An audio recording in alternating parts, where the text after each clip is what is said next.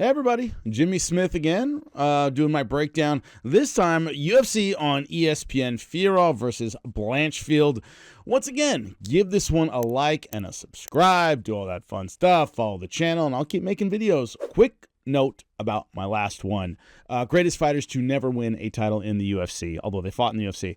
Alexander Gustafsson should have been on the list. I don't know why I blanked and left him off. It was short list anyway, incomplete, but Gustafsson should have been on there. Secondly, some people mentioned Jukani and Gegard Mousasi. They didn't even get title shots. They, to me, are in a separate category. Like, best fighters to never even get a title shot in the UFC. And you look at that, it's Jukani and Gegard are the two highest. Actually, I put them in a different category. A fighter who never even got an opportunity for a title in the UFC. But great comments. I do read them. I appreciate it. But definitely I missed Alexander Gustafsson, of course, lost to John Jones and DC, two all-time greats at 205. So, moving on. UFC on ESPN 54. Look, as I've been saying for the past couple weeks, we're getting leftovers. Leading up to 300, we had a stack 298, a stack 299. All right, who's on the roster that we can use? And they're all kind of throwing in there. It's your mom making casserole out of last week's leftovers. That's generally what we've gotten in the last couple of fight nights. So here's the problem. When I'm trying to make you guys money and look at the betting props and odds and stuff, heavy odds in this one, much like the last one, and I just don't see a lot of comfortable underdogs. There's only one kind of even fight that I'll get into that I feel strongly about. You know, it's hard to find that diamond in the rough underdog that has a good shot. I'll explain my logic one by one. But when you look at the card itself, the problem is the odds are really, really skewed, and justifiably so. So it's hard to make money on a card like this. And also it's fight night, so you never know exactly what's going to happen. So we start out with Chidi and Jukani, fighter I know well from Bellator, called a few of his fights. Really tall, really rangy, good striker, very accurate, does have power. Came up through the Contender Series when he went to the UFC. The UFC didn't just take him, he had to go through the Contender Series, won there. He had some success early, but then as the road got rougher, he showed his limitations as a mixed martial artist, where if you stand and bang and make it an outside striking fest from range, he's super tall, good range, good power. He can win that kind of fight. If you make it any other kind of fight, if you make it grappling centric, right? If you step in with power and go inside and make him fight inside, which is not a great inside fighter, you can beat him. And so, as always or often happens in combat sports, you can look good up to a certain point where you start fighting more versatile guys who can do more things. And then your weaknesses as a fighter come out. It's like a team can look great all season. They get to the playoffs, face seasoned teams that are well-rounded, you start having trouble. That was Chidi and Jukani a little bit. But he's a heavy favorite against Rhys McKee, 0-3 in the UFC. And Rhys McKee is one of those guys. Came in, he lost to Khamzat Chimaev. Who else? It was Alex Morano, beat him as well. So, and then he loses to Ange Loosa, who, not a great fighter. Last time out, Ange Loosa, of course, the eye poke that, got out of his last fight, so against Brian Battle. So 0-3 in the UFC. I don't know if they're trying to rehabilitate Chidi and Jukani as an exciting fighter, get him an opportunity, but I think that's what they're doing here. He's a minus 140 favorite, like I said, but it's hard to get away from Chidi and Jukani in this fight against a guy who's 0-3 in the UFC. Got to go with Chidi and Jukani. You want to make some money, I would go early, first half of the fight by knockout. That's how I'd make some money on the side with that. When he finds his range, he gets it done.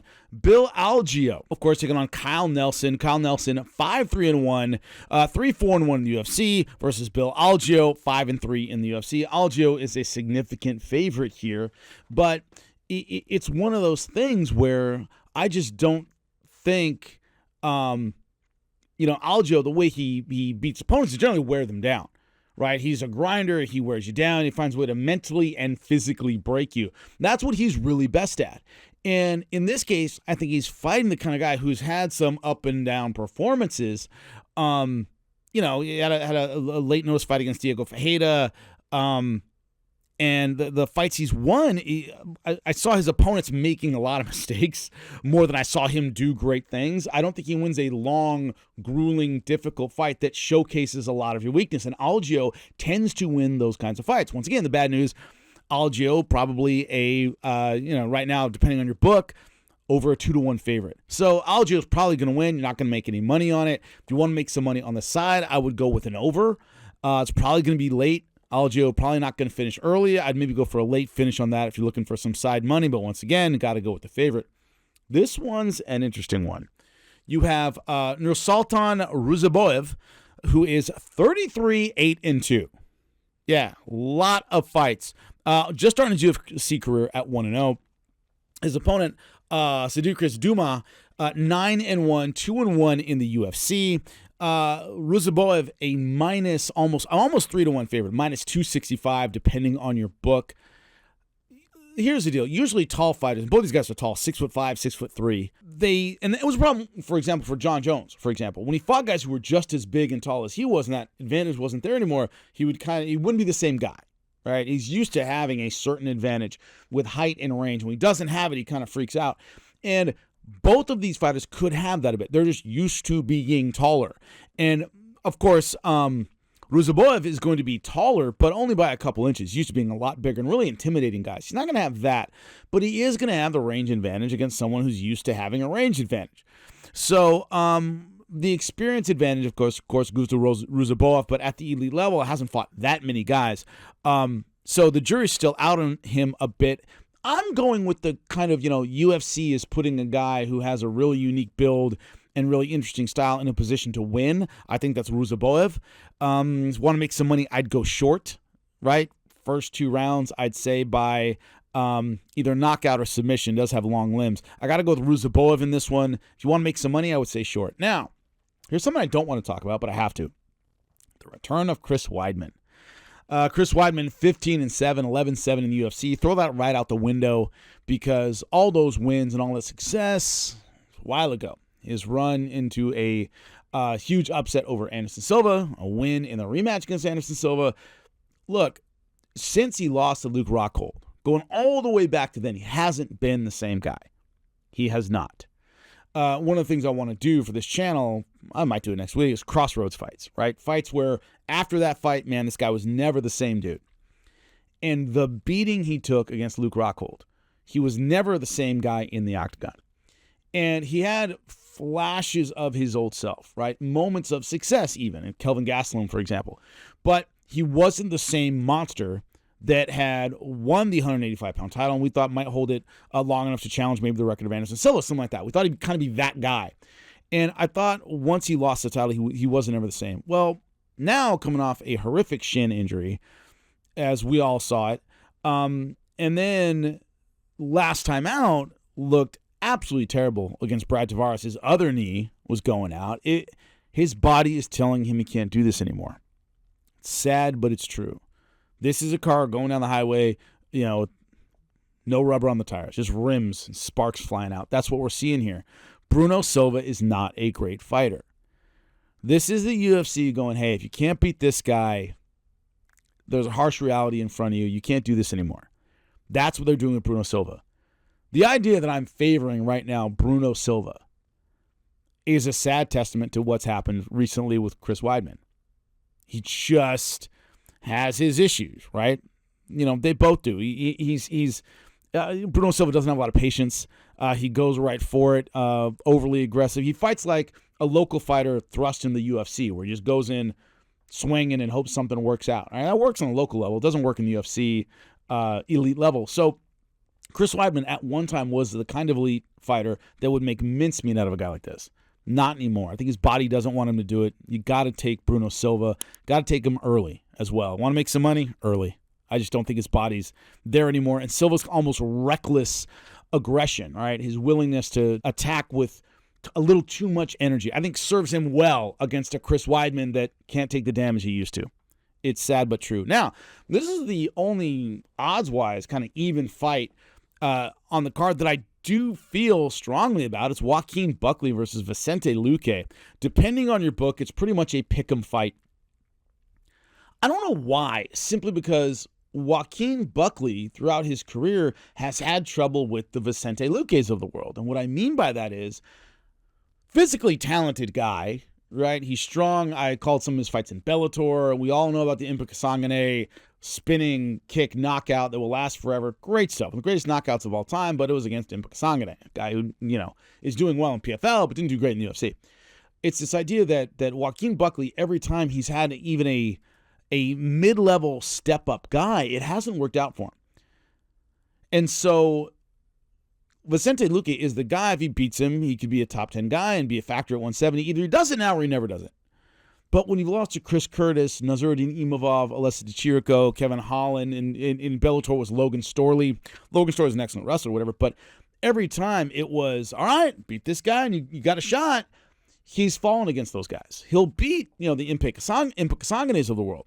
But he's never shown that ability to kind of get over that technical hump of somebody really worthy, a top 10, top 15 guy. Could this be the time? Sure. But I would bet against that, generally speaking. So Vicente Luque, of course, Jeff Neal fight, had a brain bleed, took some time off. Against Rafael dos Anjos, Rafael dos Anjos was too damn small to make it at 170 pounds, I think. So it was more, to me, the last fight was more about Rafael dos Anjos' lack of size than it is Vicente Luque. Vicente Luque looked solid. But Vicente Luque is aggressive. He's a tight kickboxer, hands up, chin down, good technique. Not the fastest or most physical or explosive guy on the planet, but good technique and really experienced. I think that's the kryptonite of a strong, stocky guy who hasn't kind of been through the trials and tribulations of a guy like Vicente Luque. So right now, my instincts say Vicente Luque, unless the brain bleed was much worse than we realize, and there's some lingering effects or his confidence is a little shot. And I want to expand on this just a little bit. Sometimes when a fighter is injured, or they have a difficulty. Brandon Vera, for example, when he smashed his orbital bone, I want to say in the John Jones fight, I know people who sparred with him, and whenever he would even block a punch, he'd do this. He'd check to make sure his orbital was okay. It lingers mentally longer than physically. So his orbital was fine, but every time he'd get hit, he'd be like, okay, is everything okay? And you've seen that. I've seen that in the gym myself a million times. When someone hurts something, like their nose, they're always checking it. Oh, it's in your head, more than it's on your face or in your bones or anything like that. So unless there is some lingering effects or it's psychologically, if he gets hit, he flinches, and I didn't see that against Rafael dos Anjos, I think Vicente Luque is going to be fine in this fight. I just don't have a lot of faith in Joaquin Buckley as a next-level guy. So I would go with Vicente Luque. He probably doesn't finish Joaquin Buckley, probably by decision. So into the main event, Manon Fiorot versus Aaron Blanchfield. I just right now like the style. So what we're dealing with is a slow starter in Aaron Blanchfield against a fast starter who's kind of a bully in Manon Fiorot. Manon Fiorot isn't going to have the bullying ability she's had in previous fights, right? She isn't going to have the ability like she against Rose Namajunas. She was bigger, she was faster, stronger, and she's able to impose that stop. She's quick. She likes to fight from the outside, but she angles a lot. And she tends to have trouble with gas late in fights. That's why I think, in this case, the tortoise catches the hare, right? This is a main event fight. It's 5 rounds. I think what we're going to see is the slow starting, a little bit more methodical bully fighter in Aaron Blanchfield, who has a great submission game, is a little too much for a fighter who might be more explosive and a little faster, but moves a lot more, and it tends to tax her gas tank, right?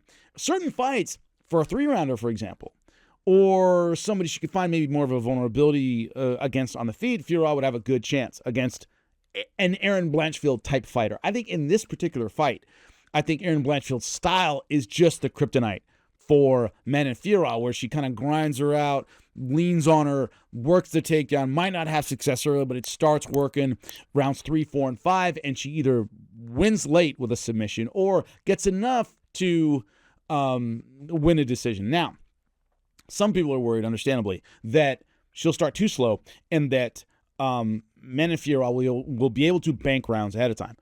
You can usually bank on, in the first 3 rounds, even if they're pretty dominant, 1 or 2 judges at least giving a fighter 1 round of them.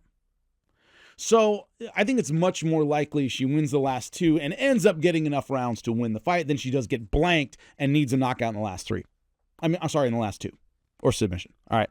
So right now I'm looking at, in the final, Aaron Blanchfield. You want to make money? I would say back half by submission.